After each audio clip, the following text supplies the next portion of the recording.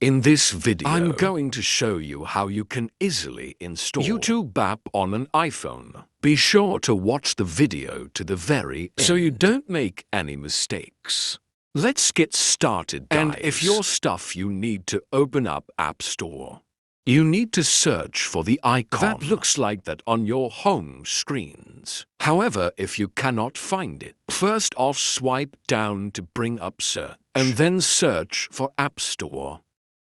That's how we can easily find that app. And now once the app is open, we need to tap right here to go to search. And then just enter YouTube here. That's how we can easily find YouTube application. Here it is now. This bottom says update.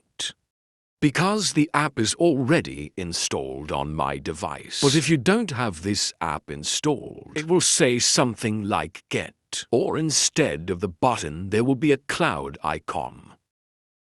All you have to do in order to download just stop right here. And then after the installation is complete, you will be able to open it right from here.